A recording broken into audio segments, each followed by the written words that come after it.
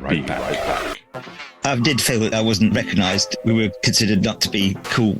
We were never cool with the rough trade scene. We were never cool with the music papers. We were never cool fashionably. For much of the 70s, English society was in turmoil. Unemployment was rising, industry was collapsing, and political tensions were soaring. While movements like Rock Against Racism clashed with the growing presence of movements like the National Front, on the streets in cities such as Birmingham, Manchester, and Liverpool, the decline was impossible to ignore. Once hubs of manufacturing, they were now marked by factory closures and dead-end prospects. The mainstream music scene felt out of touch. Rock had grown bloated and self-indulgent. Pop had become nauseatingly trite, and what dominated the charts rarely reflected the frustration of everyday life. Through this noise, punk emerged as a necessary rupture. But for some, punk itself wasn't enough. Artists like Siouxsie blurred the lines between fashion and provocation, while polystyrene of X-ray specs defied expectations of what a punk frontwoman could be. And radio shows like John Peel's championed the strange, the new, and the unexpected. In episode 12, we meet someone inspired by Bowie's Starman and the desire to perform, jumped on stage in a moment of spontaneity, and has remained resistant to standing still ever since. This is Spizz from London, SE1, and you're listening to Destroy with your host, Richard Smith. They are punk rockers. Raw, outrageous and crude. The new craze, they tell me. More into chaos than anything else. People really don't understand what kids want. Worthless, nasty. They're a hero. Welcome to Destroy, a podcast about how the punk movement of 1976 spawned a cultural revolution still being felt today. You have to destroy in order to create. Destroy is produced by Be Right Back Studios. Visit berightbackstudios.com/destroy to learn more.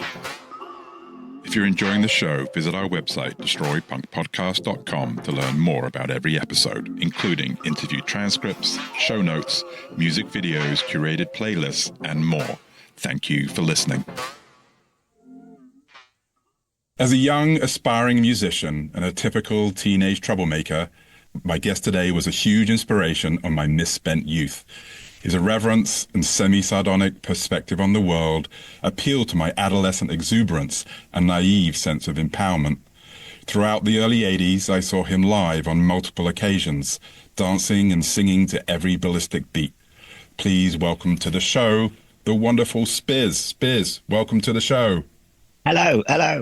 How are you? I thought I'd become computer illiterate there for a minute. When I was listening, it was the Martin Ware show you were on, and I was listening to that, and I'm like, fuck.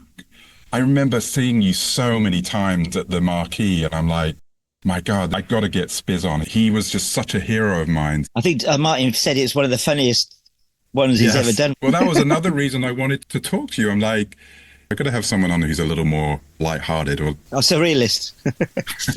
So, anyway, I'm really psyched that you made time to speak. I'm really grateful. Thank you. I didn't have anything else on at this particular time frame. Well, I saw that your radio show is out today. I guess you've pre-recorded that. I recorded that on Tuesday and I sent it to the radio station. I used to go into the studio, but then COVID happened and we lost the studio. But I've got so used to working the way I do now with more control over what I do.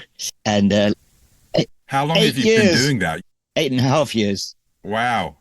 How did you get into that? Well, I'd done a couple of guest spots for Gary Crowley when he was on Soho Radio, and he would get DJ friends, including me, to step in for 2 hours for him.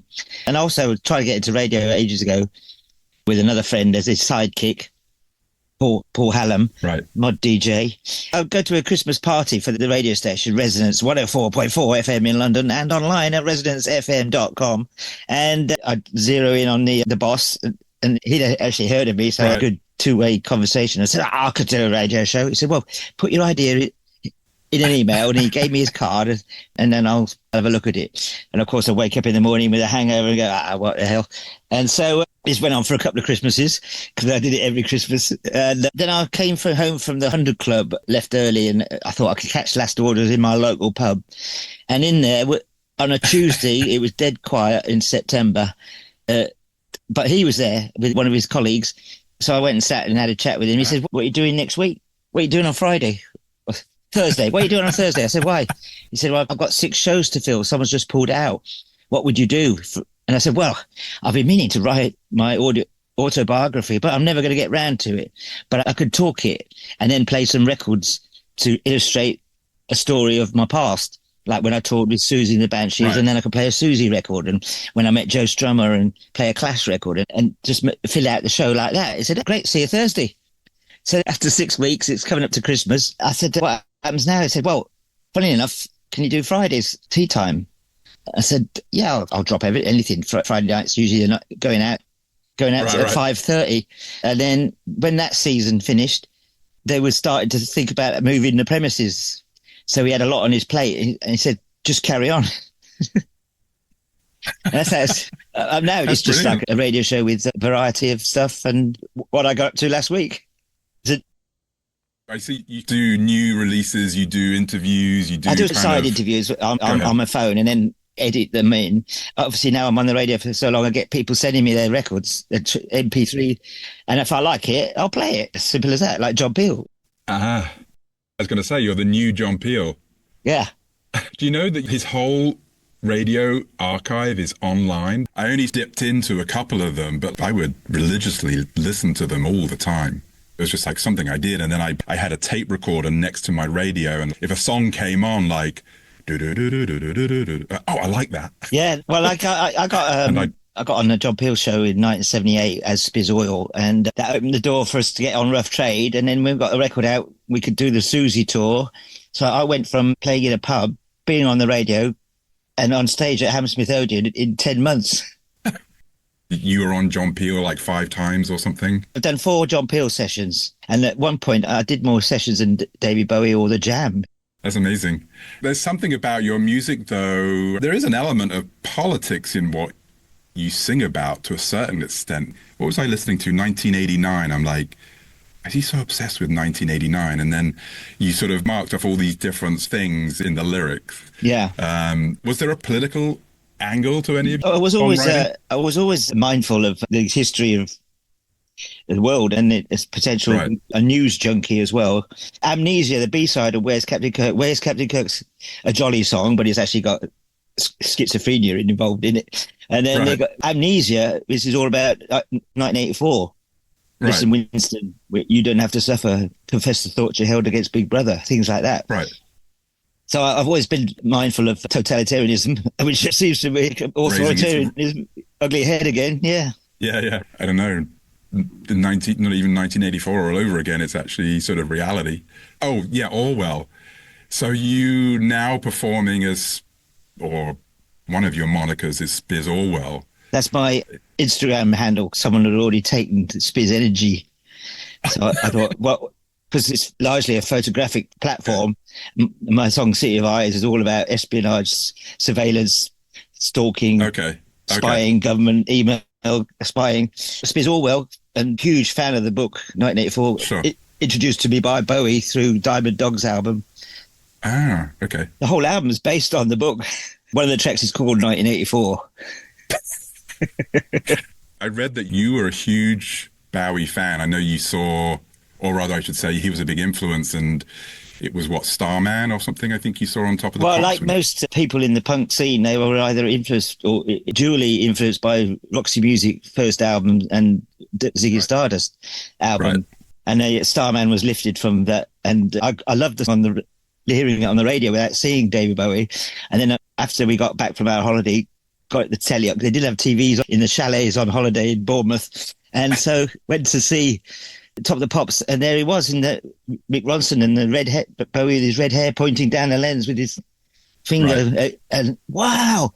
And my parents also going, "What the hell's that?" And I'm going, "Yeah, right.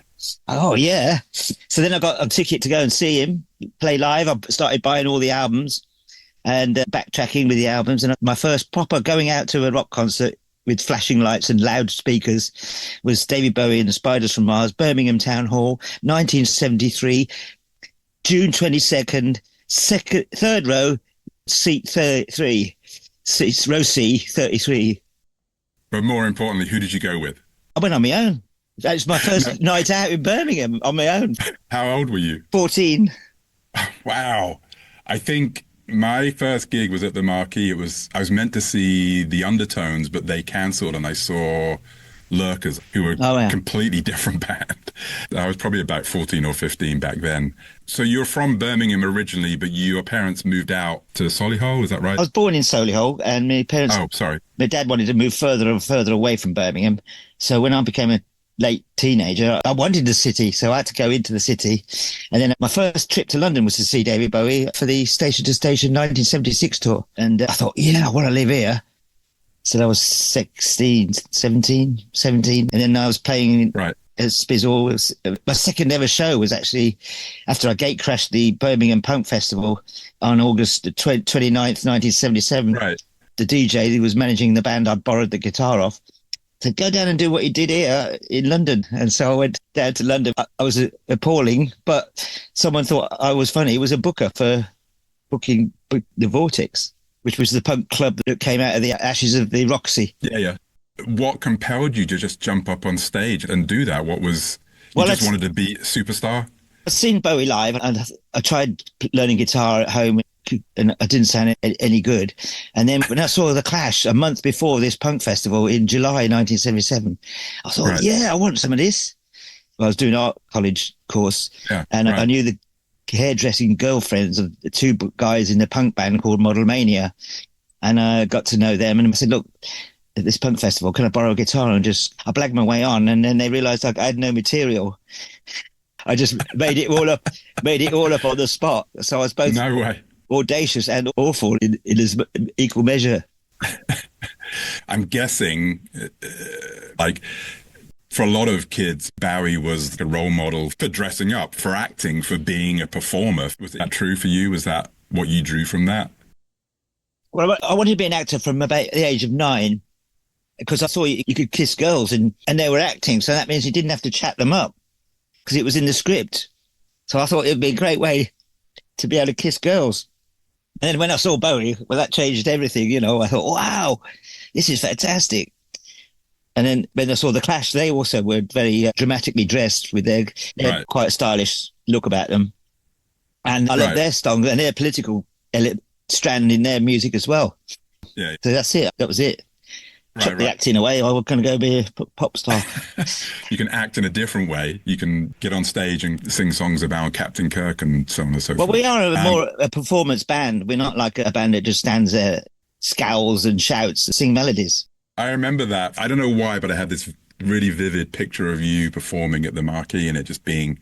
like most concerts there, it was just chaos. It's so small, and you were right there with the band. And you could even go backstage because there was a little door around the back of the bar, I think, sort of. Yeah, that's right. Something I didn't know about you was that you trained as a graphic designer and you wanted to do record covers. Obviously, one of the ways you're going to meet musicians is to go to art school because of all my music paper interviews I'd read, from Bowie to Ray Davies to the Kinks, the John Lennon, they all went to art school. Right. So I thought that's the first way you go to meet musicians and get in a band. Right. But when I got there, I wanted to design record sleeves. Right. I thought that because I was always drawing and I was better at drawing than playing guitar. I went to college and then I did actually end up, but punk happened while I was at college. So that's where the crossover came. And then I got to design my own sleeves. So when you started out, were you a one-man band? Was it just you? Well, yeah, basically I got up on my own with the guitar and then I did the London show and then I did the local university, again with the same band, borrowing their gear. And then I happened to pass my old schoolmate, Pete. I had to get this terrible job packing tools at a few railway stops away from where I live. Right. And Pete had just moved into his bedsit and he's got a car. And I got this gig in London. Right. And I said, look, hey, Pete. And he's got a guitar. So he wrote 4 songs in his bedsit. And then we thought, well, Hang On To Yourself is a perfect punk formula. Verse, chorus. And we did, because Patti Smith had done Hey Joe, we thought, hey, we could do that and get away with that. So we did that. We did about 6 or 7 songs at the Vortex. And again, people thought we were so strange that we kept getting more bookings. So then I was calling myself Spizz 77 and Pete was calling himself Pete Plectrum. That's right. But then I didn't want to be called 77 in 78. I saw this program on the North Sea oil developments of the new oil fields. The first oil rigs were the largest man-made objects ever removed across the Earth's surface. Right. SpizzOrwell. And for design, it was a symmetrical. There's two Z's. SpizzOrwell is symmetry, and great for design. And I persuaded Pete to change his name to Pete Petrol. And then we were off. We were a duo. You never look back. And then after the Siouxsie tour, we fell out a bit. But he did come back in Spizz Energy because oil produces energy. That's how I changed the name. I didn't want people to come and see SpizzOrwell when it's not SpizzOrwell anymore. Right. So these name changes were originally just logical transformations, became obsessional. You said that you have a massive list. You have, I don't know how many, thousands, maybe hundreds. Well, basically every word you can put next to the word Spizz. I made a list after list. So you go through the dictionary and it's just like, I'm just going to read off what's on my screen. Spizz records, Spizz display, Spizz optimized, Spizz video, Spizz timestamp. Well, I've got my radio show is called Spizz FM. When I go out, I've got Spizzology. I go out as Spizzology for the acoustic show, so people don't go think they're going to see Spizz Energy, the full band. Right. They go see Spizzology, which is just me and Luca, my guitarist. Something that I was curious about was who still calls you Kenneth? I don't talk to those people. I don't know if your parents are still alive, but they used to ring you up, Kenneth, what are you doing? When are you going to get a real job? The reason why I don't like being called Kenneth or anyone to use my real name is because my mother had a brother called Kenneth and my father had a brother called Kenneth, and they were both shot down in World War II. Oh, no. I was named after them, so I didn't want any of my silliness to be contaminating the memory of them. So I call myself Spizz. That's it. That's who I am. Talking about growing up, were you into a lot of the bands that were coming out of Birmingham, like Black Sabbath and bands like that, or The Beat or Duran Duran? Were you into that scene? No, but Pete Petrol loved Black Sabbath. And when you hear the live recordings of SpizzOrwell, it's turned up to 10. It's chugging. And the other thing, what was remarkable about our early gigs with the Banshees was the sound man was a bit of a volume freak. So he just filled the PA with my voice and Pete's guitar. And we were like a concrete wall of sound, a sledgehammer. And I was screaming instead of a guitar solo, I would scream really high-pitched screams. And it just freaked people out. You toured with the Human League? Is that right? What happened was on that Scream tour, the Siouxsie tour, the primary support was Nico from the Velvet Underground. Oh, yes. But she was going down so badly because she was just sitting there at an organ, pissed out of her brain, amongst other things. And all the 17-year-old kids wanted to do is pogo to Hong Kong Garden.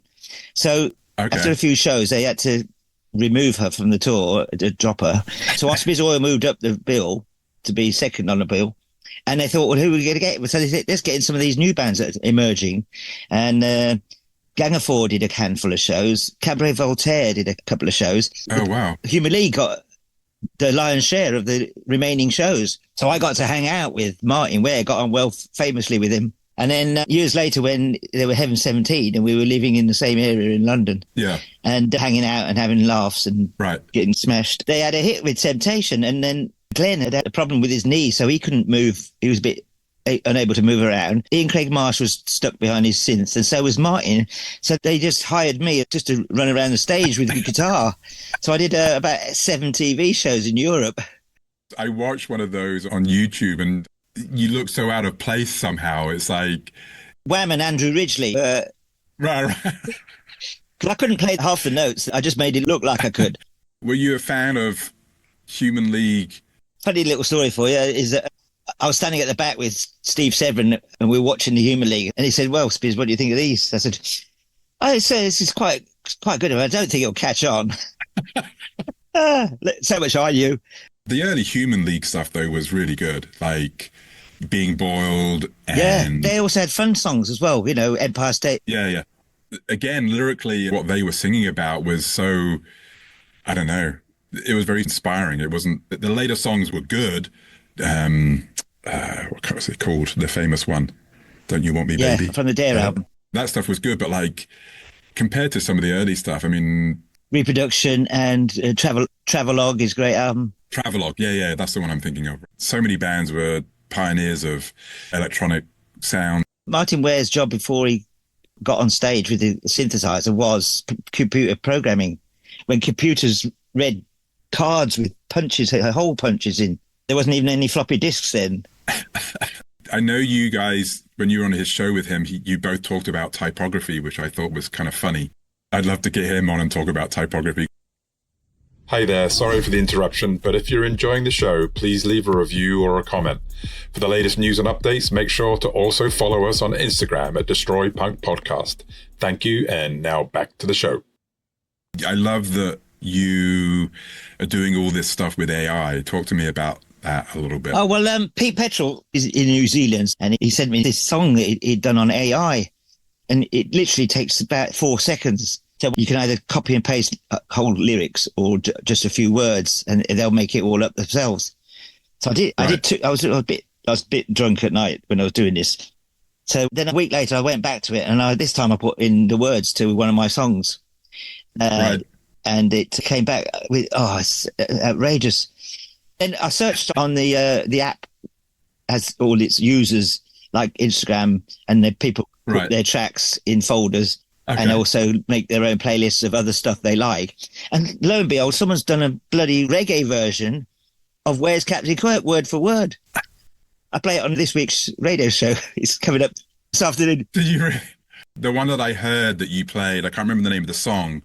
The lyrics were sort of something about the world, and it turned it into this real rock ballad. Death of the Free Man, or We Want the World. I think it was that, yeah. And it could be an Eurovision Song Contest. It just made me laugh, though. And I don't know whether any other band could really pull that off. Do you think you'll continue to do that stuff, or is it just more for fun? They're going to have to find a sample of my voice to make it worth doing it as an official Spizz Energy product. But I did fleetingly cross my mind that I'll do a whole album. If you were to start your band again today, how would you do it differently? Would you do anything differently? Well, I'm sort of glad I did it when I did, because if I'd have had a mobile phone in 1977, God knows what mischief I could have got up to, which is why you won't hear my autobiography fully done up. You won't hear all the details? I can't. There's too much. There's too much I want to put in to make it, warts and all, no holds barred. If anything else less, we were too watered down, and anything that full on is going to get me homeless and friendless. So, is there anything you regret? Not really. The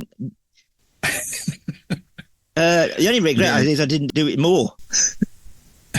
More naughtiness. What kind of musical collaborations have you done, or do you want to do? Like whether if Barry was still alive, let's say. Well, I got two records mixed by Tony Visconti. Oh, did you? That's big kudos. Yeah. Because I met him in 1980 when I was in the film Breaking Glass as a bit part player, but he was the MD, so we had to oversee that we were playing our instruments well enough to look like we were musicians, not actors. I ended up playing drums in Hazel O'Connor's first band in the film. So I used to bump into Tony in Soho occasionally, and so he'd remember me. And then he started doing these Bowie revisiting touring. So I went along. So we were just talking in the VIP after show bar, and I said, I've got this song about Denmark Street. We're talking about Denmark Street. And he said, send me over the demo. We hadn't even recorded it yet. I'd only just written it on the way home after the club had closed in Denmark Street, the 12 Bar Club. And so me and Luca fleshed it out, and then we recorded it and sent him over the files, because now it's COVID. And he mixed it in New York and then sent it back to us. And it said that he did it because he liked the principle of it. He did it for mates rates. And then I said, well, look, another thing we've done is we got to do this Bowie convention, and we learned Valentine's Day to be different from everybody else doing Rebel Rebel, Genie, Life on Mars. We did the song that was under the radar a bit, Valentine's Day. And so it's the only song that is the original, was produced and mixed by Tony Visconti, and he's done the cover version, which many people regard it as a very few of Bowie's songs that have been done by cover versions that are better than the original. Oh, wow. But the only reason why we think that is because it was when Bowie was beginning to start to be ill, and he never got to tour it. So he only ever a studio album track.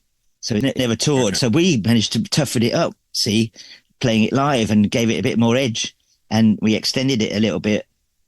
And when I did a Bowie convention last year, the house band learnt my version, or right, I should say, Luca Comicini's arrangement, my guitarist, and they say they preferred it, and they're going to do that version from now on. Wow. That's a pat on the back, that is. The last album was phenomenal. Yeah, no, it took me a year to watch any of those videos. Oh, really? Yeah, when he died. He died on my birthday. The news broke on my birthday, and I went to the pub when he died, and because I'd already arranged it for anybody who could be passing by to come to the pub. And by then, it was also a Monday, so there was no one in the pub apart from me and my friends. And the barman put on one of them pub computers where they just lift it off the internet, and it was just wall-to-wall Bowie. Right. There was an exhibition here of Bowie, and it was just mind-blowing and so moving. It was after he died. Was it a V&A one? It could be the same. I forget the name of it.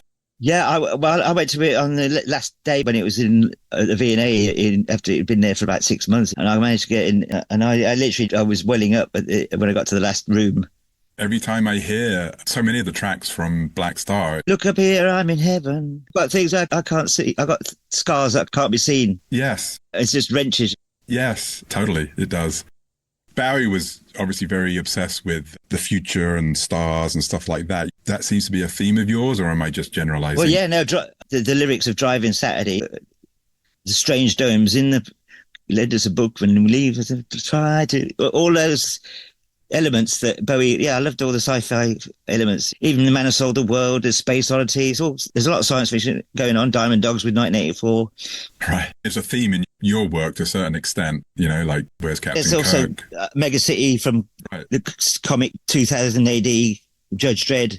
I was the first, me and Pete Petrel were the first non-cartoons to be in 2000 AD when we went and took the record along for them to do an article about the first song to be released about Mega City by anybody, or 2000 AD. So obviously Where's Captain Kirk was massive, still is massive. But do you feel that overshadowed a lot of your other work, or you just embrace that? And well, no, because the next single was No Room, which was a double A side with Spock's Missing. I was on the, it was going down so well live. And then I wrote another Star Trek song for the second album, which was 5 Year Mission. So the first song is where Spock's goes missing, and then the second song is Spock's Missing, and then the third song is Spock Comes Back, which is virtually the scripts of the first three films of the Star Trek first films before they were made. So it's like a trilogy. Yeah. I heard, I think you wrote that on a bus ride home. Yeah, we'd done a rehearsal. We used to do weekly rehearsals because we were working on new material because we had another John Peel session and a tour coming out. So we desperately needed new songs. And we wrote Soldier, Soldier literally a week before the John Peel session. But then Mark had this keyboard song and he had all these words that didn't make any sense, really. It was because he used to veil his song lyrics into riddles. Okay. But he had one line in it. It went, "Oh, but it's true." And I was on the bus after a couple of beers after rehearsal and I didn't have a pen and paper. And I was going, "Oh, but it's true." And the words were coming in my head. And I was singing them over and over again in my head. And I've even got a second verse coming in my head. So I'll get off this bus. Come on, get home. Get off this bus. And I ran into the kitchen and wrote down the first two verses. And the third verse came along while I was writing them down. So I went back to rehearsal the next week. Right. And then I said, "Mark, I hope you don't mind, but I've rewritten, let's see, okay. Let's play it." And so we played it and we just fell about laughing. We just thought, this is great. And then we had this gig coming up and we still didn't have a drummer yet, but we never turned gigs down. We just go ahead and do it without a drummer. Because Jim had a percussive bass style and Mark had quite a tappy keyboard style to make up for no drums. And they went bonkers. The audience went absolutely bonkers. One gig, we played it 8 times at that gig because we didn't have a long set still yet. And so we just played it again and again until they got sick of it, which they didn't. We got sick and played it 8 times. Was it always called Where's Captain Kirk? No, the song was called Nobody's Who. Oh. It was just that Oh, Birdie's true. The Nobody's who. But Oh, then you added the I Captain changed the Cook. whole song. It's only the one line I kept. Oh, I'm sorry. Okay. Oh, but it's true. It's like when you put a seed, a grafting, a different plant onto another one. I'm going to talk about one thing which I know nothing about, but I know you're a big fan of football. Oh, yeah. And you, tell me about your love of football, Aston Villa, and you've made a song for them. Yeah, what happened is I grew up in Midlands, obviously, and my grandfather was a Villa fan because he actually lived not far from the ground. And then my dad was a Villa fan, and then we all became Villa fans, even though we were moving further away from Villa Park and nearer to Birmingham City ground. But then I was on Cherry Red, and because he knew I was a Villa fan, and he was a director at Wimbledon FC, the original Wimbledon, and he was sponsoring a stand there, the Cherry Red stand. And so he was dead keen on football. And what they were doing, they were compiling CD albums of all the Celtic songs or songs that relate to Celtic or big clubs like Rangers, Liverpool, Tottenham Hotspur. And they were going to go and do a Villa one. So he said, have you got a Villa song? I said, yeah, of course. Didn't have one.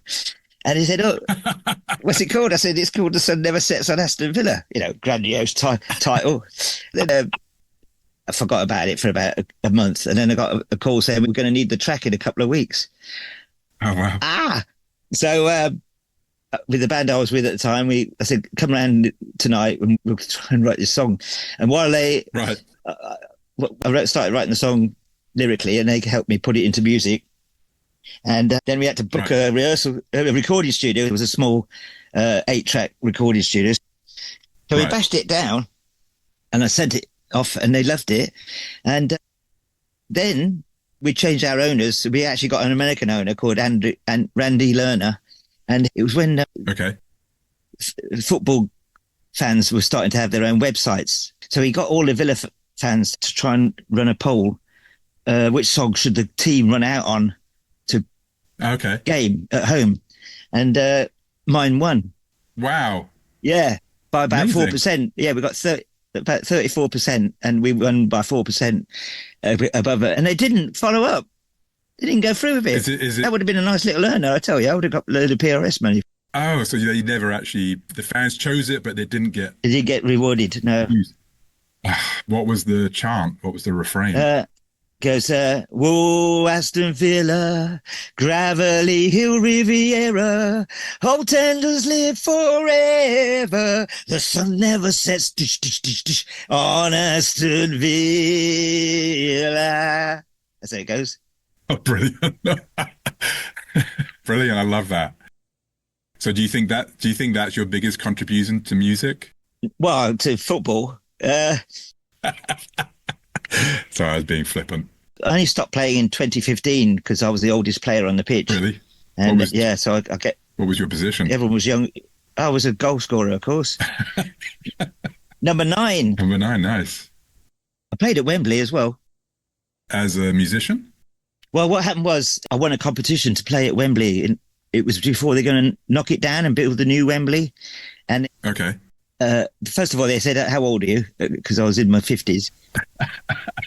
And they said, I said, yeah, I'll play an 11-a-side old Gits team. And so there was 2 winners and we were put into 2 different teams. One team was captained by the producer of the video that was going to be the reason why we were playing it. It was a launch junket for writers of football magazines like Match of the Day magazine and Sky Sports News presenter and a couple of retired footballers.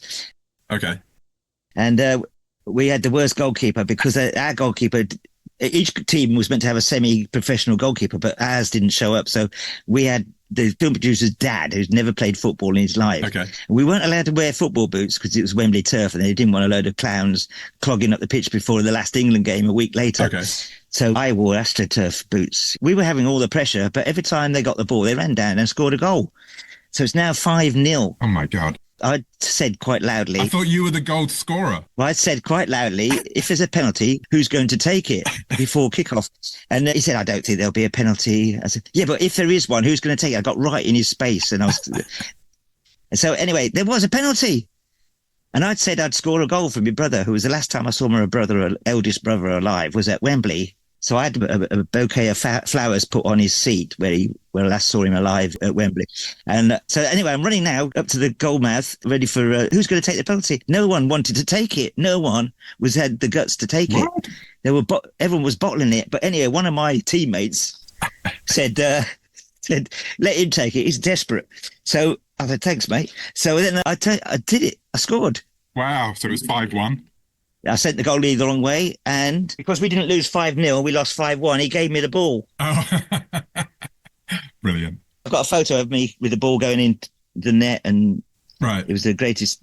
And don't forget, there's right. thousands and thousands and thousands of footballers that professional footballers never played at Wembley, B, never scored a goal at Wembley, or C, ever played at Wembley. One last question, and then I'll let you go.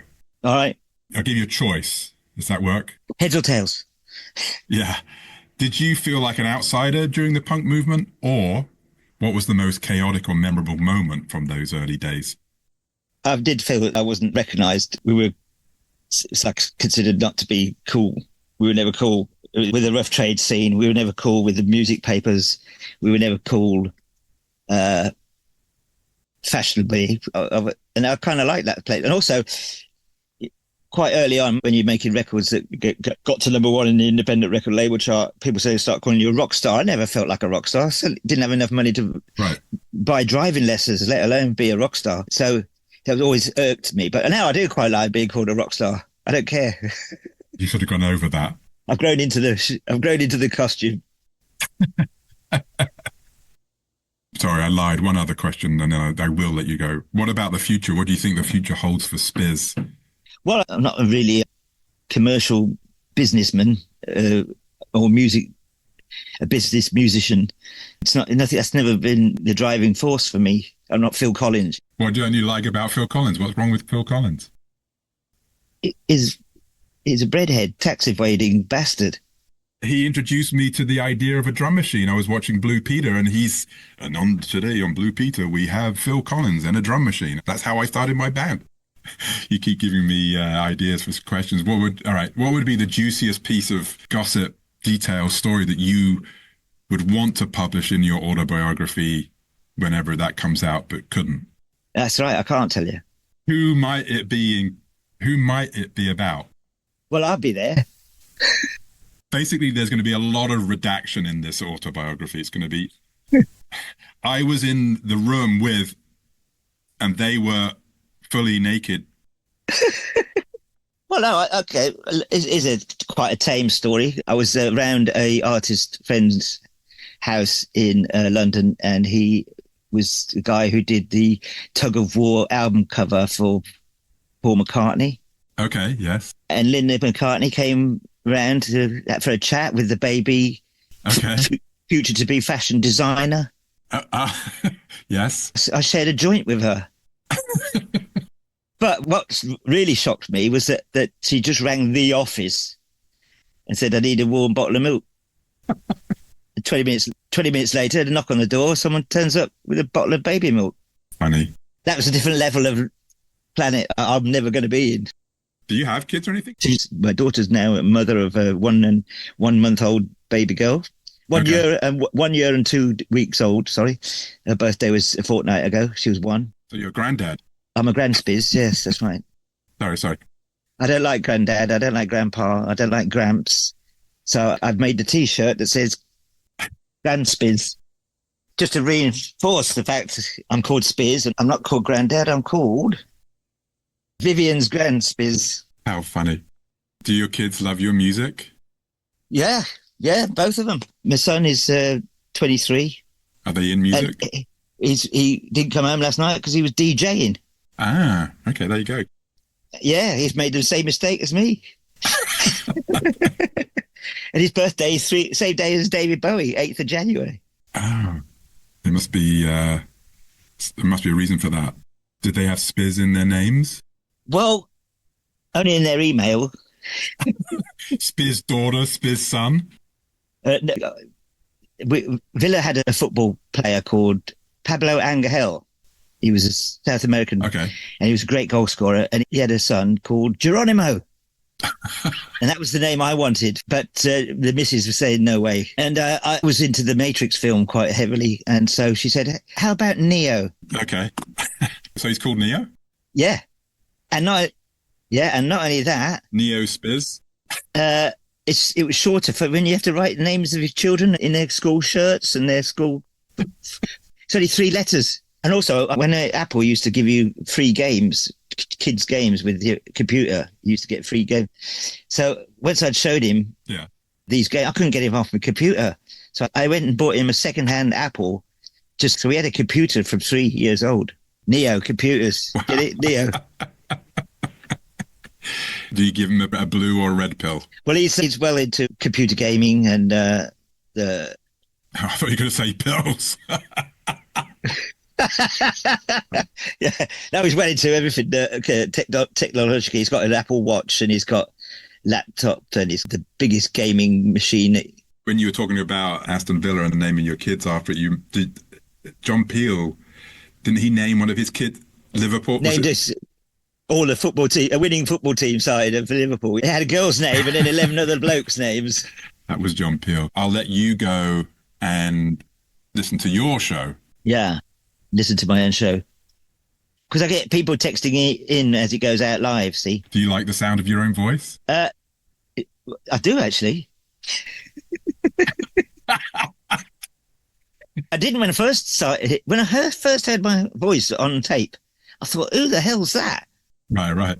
And then I didn't like it. And then punk happened. And then I still wasn't confident about my voice. I got to Mega City 3, I think. That was when I started to really feel better about it. Love singing fully. I remember one Enemy review said that he wished that Brian Eno had died in that taxi accident, and it wouldn't have been anything created like SpizzOrwell. Wow. Thanks, mate. It's funny because I don't think you get that level of criticism today in music press. Like back then, it was bands like yourself and so many bands. You would literally live and die by whatever the music press said. Yeah. Well, one of the reviews for the B-side of Soldier, which was single of the week in Enemy, was give the flip side a listen as well. Spizz's cover version of Roxy Music's Virginia Plain is like a Woolies version. Woolworths. Wow. Crazy. Anyway. Cheers, mate. Well, Spizz, And don't forget to visit the spizzenergy.com website for merchandise. Any other plugs? Get the gold vinyl anniversary issue, 45 years of the #1 independent record label. 45 years ago this week was in his 6th week at #1. What was the song? Where's Captain Kirk? Okay. You didn't mention that. Brilliant. I hope you enjoy listening to your show today. I'll take another listen because I was enjoying it the other day when I was driving around.